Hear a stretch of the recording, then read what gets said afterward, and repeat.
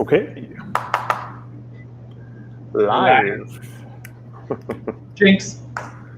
You need to bring that light to your right a little closer. My right or? Your right. It looks a little dark. That's okay, though.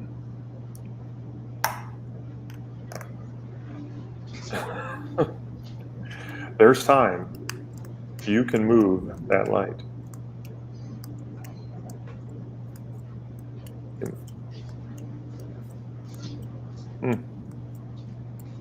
I don't know, that's weird. That seemed almost like it's worse, but oh well.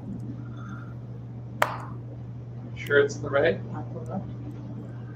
Your right? Yes, I'm 100% positive. That's okay. Don't worry about it at this stage. As I face it or away from it? Your right hand, yes. There we go. That'd be my left hand.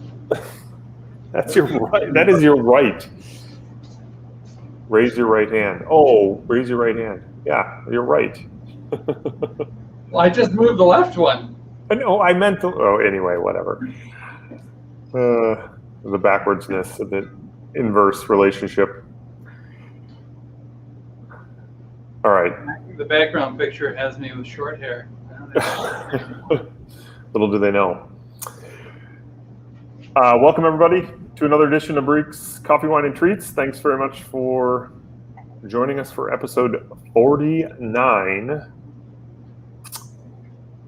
Mad planning going on for episode 50 when we'll actually be live in the same room together. That'll be good. We've got a fun, compact group of things to talk about tonight. Fun little bottle of wine from California, Monterey Bay area. A bunch of tastings. We've been pretty much, I think, Finn, you've got the schedule pretty much knocked out through the end of April. Yeah. More or less. So we'll cover the things that we've got in the hopper and available for purchase now. And we've got a visit from a guest, one of the owner winemakers from one of the wineries we're going to be featuring next Friday, who we're definitely going to have Kenny help pronounce his last name for us.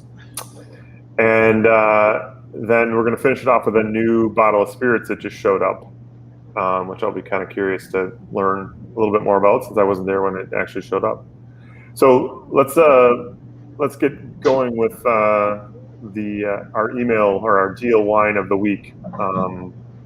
And like everything that we're going to talk about tonight, the Morgan Pinot Noir, the Monterey Pinot Noir, is available for sale out at the Barriques.com website. You go up to the events and CWT in the March 10th show section. You'll see the Morgan and all the other things that we're going to walk through tonight.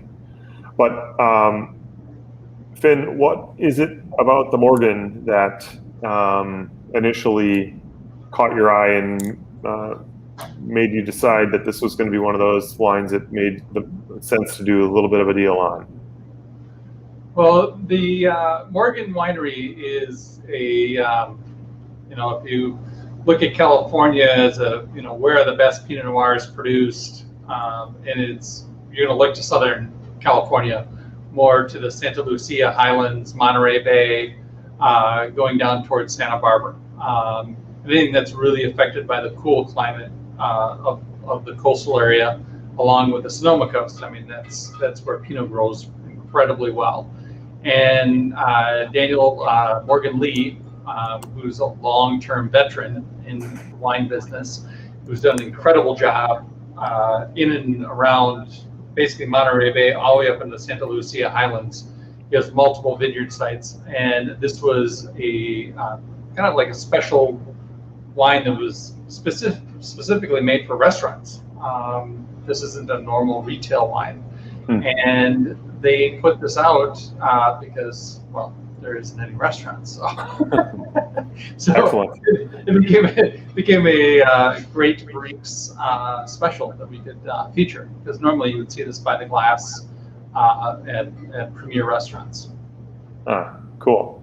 Yeah, when we were doing the initial homework on it, I was like, I couldn't find anything about it, and then had to dig a little bit harder in their trade site, because you're right. I'm sure they've got probably a bunch of the stuff in warehouses and so forth, and it just is, obviously, with restaurants being in the shape that they're in right now, not something that is moving. So we're, fortunately or unfortunately, we're kind of the beneficiary of it.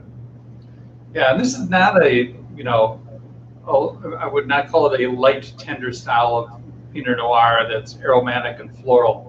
This is a little bit more meat and potato style Pinot, where you really can sink your teeth into. It has a nice intensity, a richness, a really nice earthy quality to it. That's in the background, but it really gives it a great level of structure. Yeah, I was just going to ask, how would you compare this to some of the things that we've tried from like the Willamette Valley and things like that? Very different style. Very different style. Well, it's kind of hard to see, but it's definitely darker than what you would normally see out of a Pinot. That, especially from like the Willamette Valley, where they're like very more crystal clear. This has got a little bit more density to it. It looks black when you hold it up. It's not black. Maybe because the quality. You can see through it. That's the hallmark of a Pinot Noir, is you should be able to read text through the wine in the glass. So. How would this then shape like your food choices with a wine like this versus some of the other things that we've featured over the last number of weeks? I would go, like I say, more like a blackened salmon or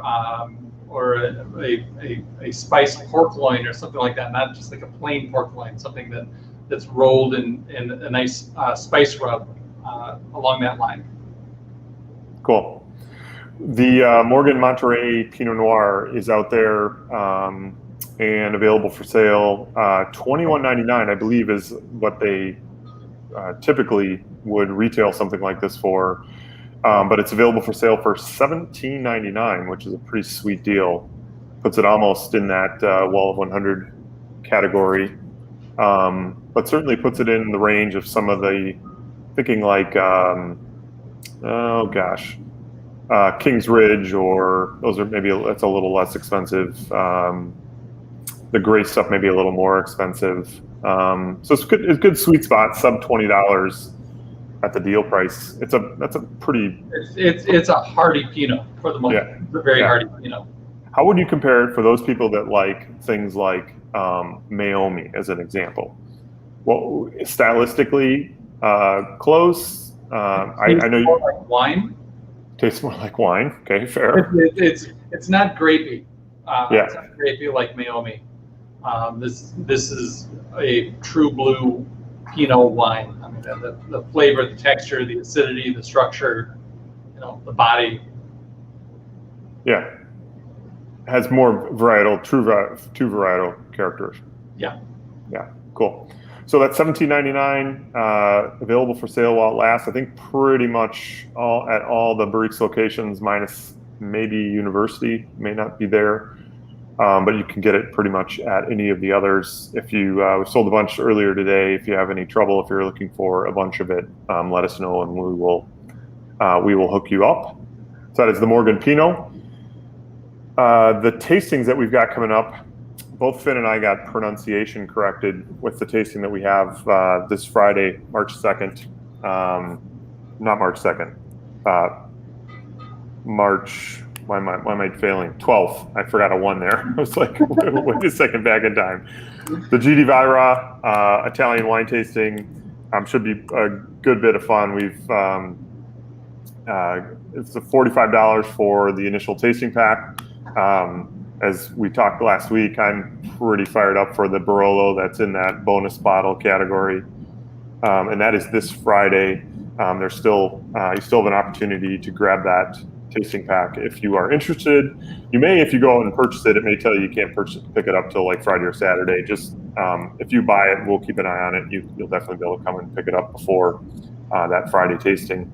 So that should be good fun. And then the following week, on the 19th, we've got the Hobo Wine Company, and I believe I see Kenny down there. So hopefully Kenny is ready for us. He's ready for us. Awesome. He's smiling. That's good. So we're going to bring Kenny on. Le Capricorn. I believe is how we pronounce his last name, and he can come and correct the pronunciation of that. So let's welcome Kenny here. Hey. Hey, awesome.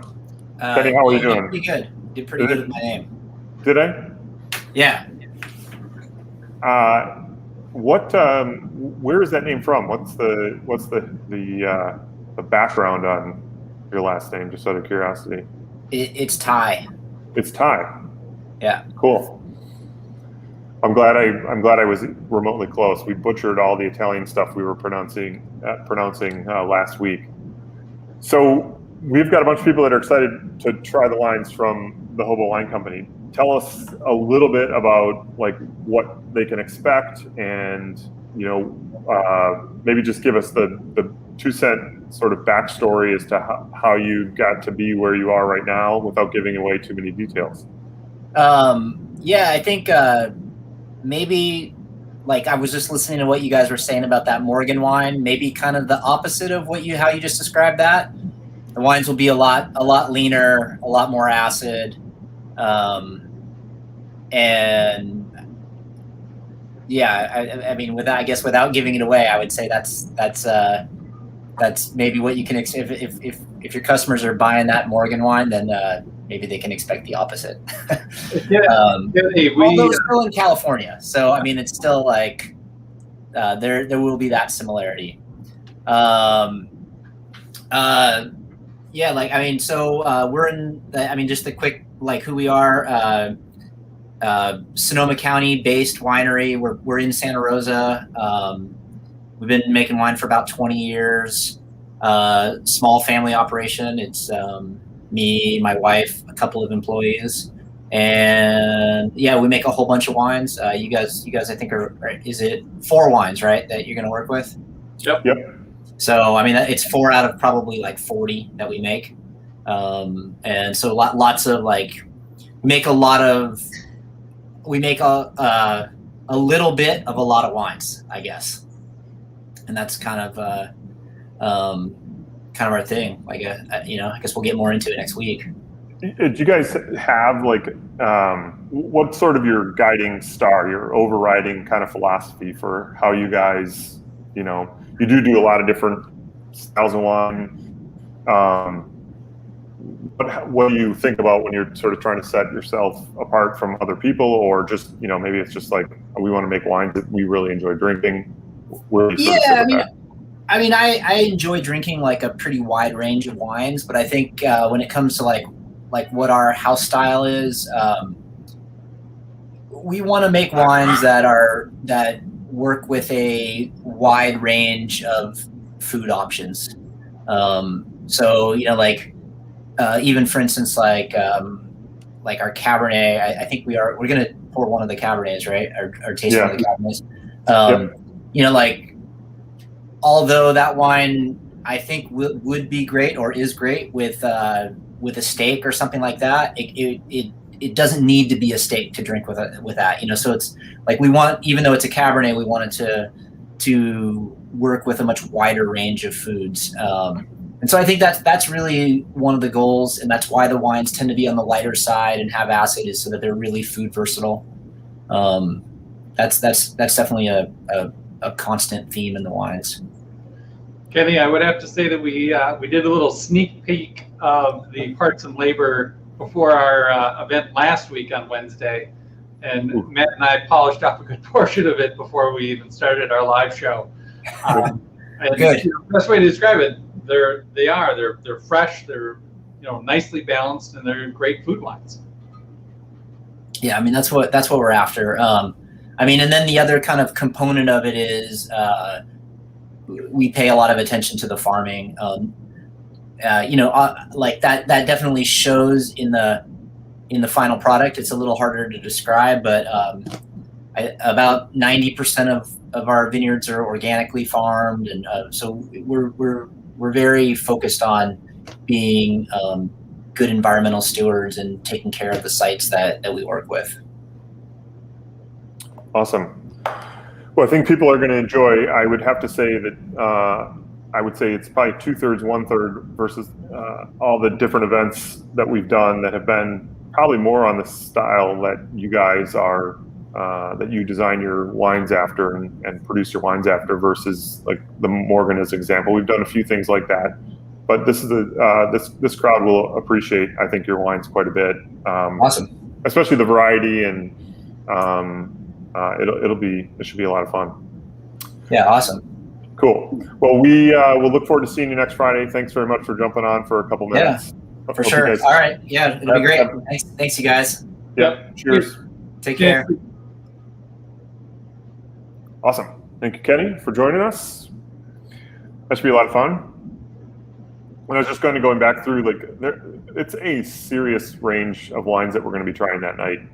And I'll have to say, the White Light, the Folk Machine, I'm probably more fired up about that than the Reds, even though obviously you and I have already taken down one of the parts and labor bottles. So that should be good fun. That is next Friday, March 19th. And the base tasting pack for that is $34.98, and you can add on up to 2 additional bottles with that tasting. So please do join us. We get another round of trivia and wine. This is Thursday, March 25th, with the trivia expert himself, Martin Lee. This will be, what, number 4, Finn, I want to say? Yep. The fourth round of trivia and wine. A lot of fun. Pretty excited that I didn't end up last this last time. You finally going to have some help. You're going to have help? Oh, that's right. I'm going to help this time. That's good. I will maybe phone a friend and get some help myself. Actually, I kind of had help. That's probably actually why. That's when I didn't have help. That is why I wasn't last this last time. But as the 25th, there were just a couple details on the wines that we had to wrinkle out. That'll be up there and available for sale tomorrow. It's the virtual wine and trivia on March 25th. The following day, Elena Volk, a Italian wine producer, on March 26th, that Friday. The tasting pack is a really reasonable $31.94, $31.98, $31.94, something like that.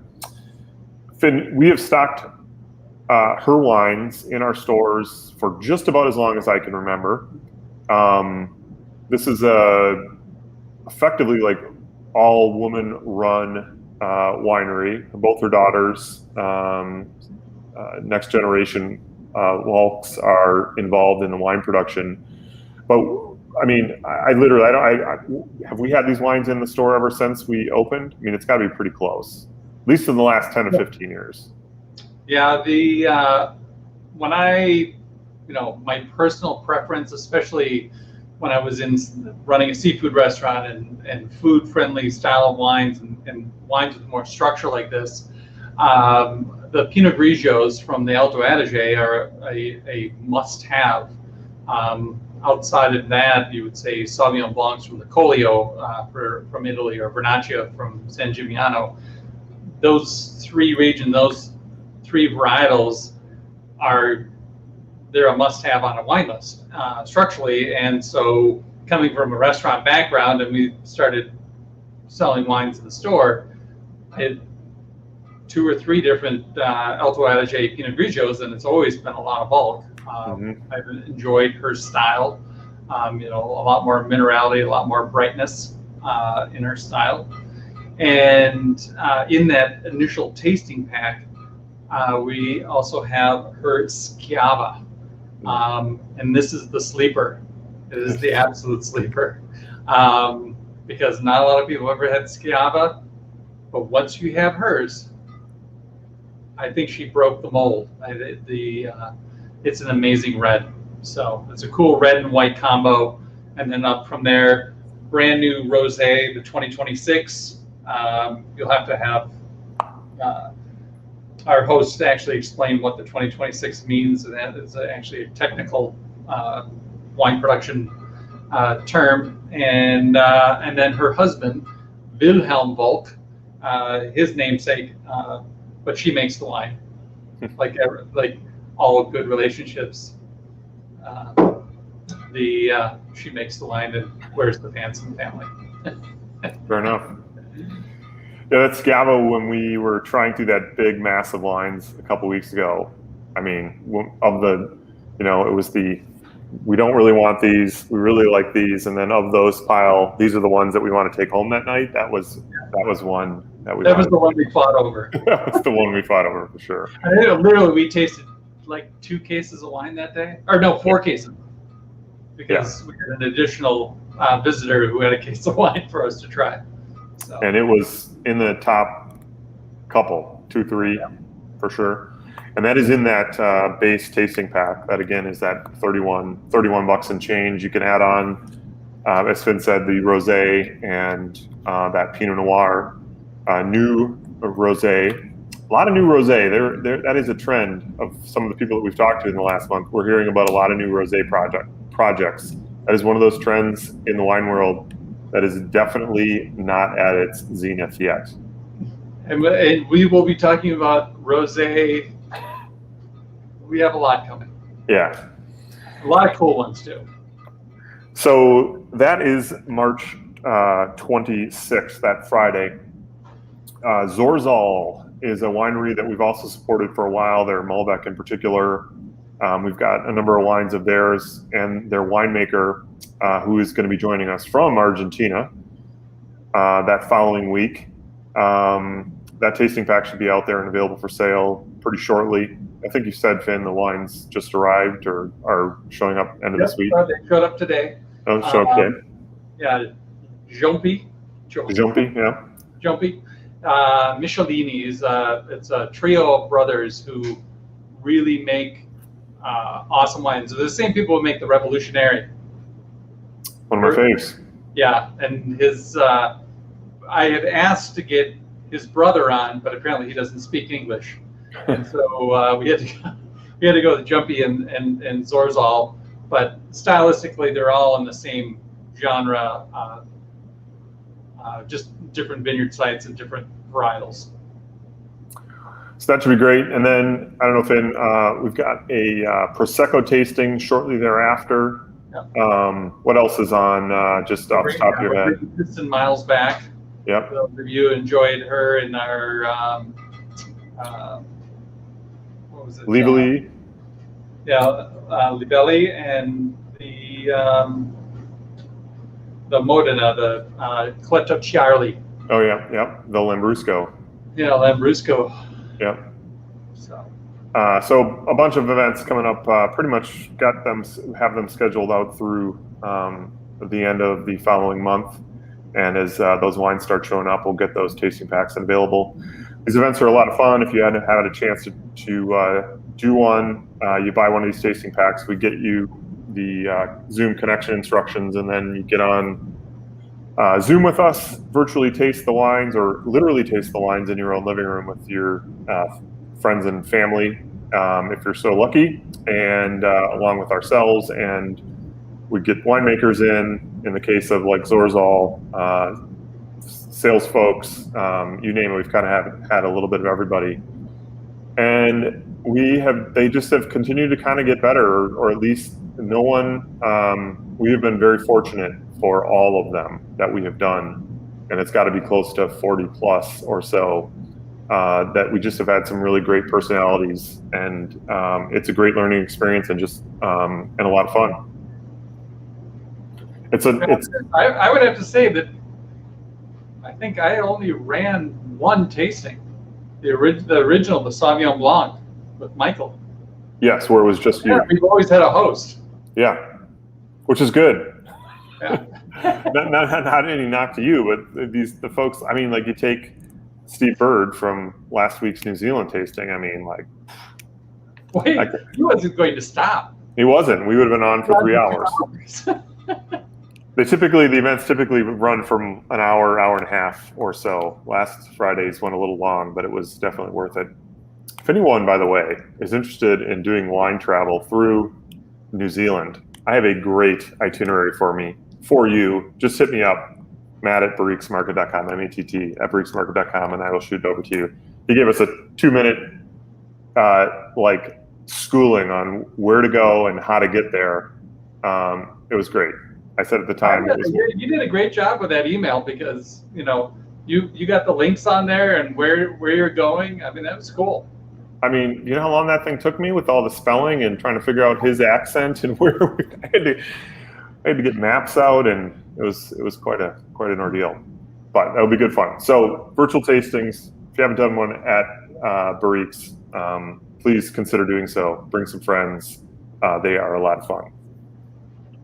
Okay, last but not least, we occasionally will get new spirits in the store. The whiskeys and bourbons and things like that are the things that we are kind of most excited about, because they're the things generally that our customers right now are most excited about. And we have a new Riff Rye. Give us the lowdown, Finn, on this bottle of spirits that we have very few of at Monroe Street, Middleton, and Fitchburg, but is a new thing for us, and I think the market kind of in general. Well, the distillery, or the company, it's a small family-owned company called New Riff, and it's more of that they're taking a new riff on old traditions, old traditional styles of making bourbons and whiskeys, and the label outside the distillery was only sold to one particular retail chain until recently, and it became available for the rest of us to be able to get it. I don't know if they ended their contract with them or what, but it became available to us. And so this is their single barrel rye. This is a Kentucky straight rye, 95% rye, 5% sour mash rye. This is handwritten, 106 proof. So it's got a little bit more heat behind it. But these guys really stand behind their product. It apparently has become one of the hot new commodities that, because it has become available outside the only two venues you were able to purchase it in the past. And in the world of rye, it's very reasonable. It's a very reasonable price. Yeah, $51.99, I believe, is the regular retail. You'll see it. I think the retail world is trying to figure out exactly where to park this thing pricing wise, because it hasn't really seen a competitive market for it. But it's like you said, it's a pretty that's well priced for a rye in this general 100% rye. Yeah. And you're a rye fan, am I correct? Yeah, it is what I would refer to as a spicy meatball. It is a nice spicy whiskey. Cool. So New Riff Rye, single barrel rye, is also out there and available for sale at BarriquesMarket.com. We, as I said, have just a real limited number of bottles. I think a small handful. And is it, Finn, was that because you were being cautious, or because that was all you could get? It was a mix of both. Mix of both. Okay. So I had ordered both the rye and the bourbon, and I had ordered what would be a reasonable amount for us, and I didn't get the bourbon, and my rye got cut in half. Okay. So yeah. So if people want more, we may not be able to get it, at least in the short term. So it's get it while it's hot. Yeah, they're promising more stock. It isn't going to be, your Blanton's where you wait 3-4 months and you get 2 bottles. Gotcha. Just going through this initial market shakeout, so to speak. So if you're looking for a new brown spirit and you're into ryes, this would be kind of fun to try if you haven't already done so, perhaps someplace else. And I don't know, that about covers it, Finn. We have the list of coffees that we've got for tasting and discussing next week, including that Columbia Natural, which just roasted today. We've got, I heard our regular cold brew is coming back. So there should be a bunch of coffee news next week when we are together. In fact, maybe we'll have to make a point to get David on the horn and tell us about some of the stuff. New Congo.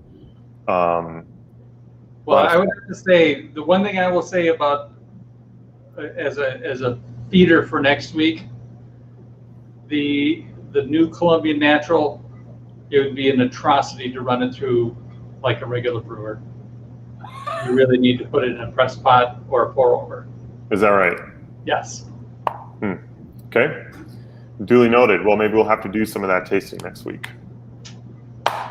Little compare and contrast, which we like better, French press or Chemex or something like that. In fact, I had somebody ask for a little bit of a Chemex demonstration. So I know we've done AeroPress, and I think we may have even done French press. We can maybe throw it on the Chemex.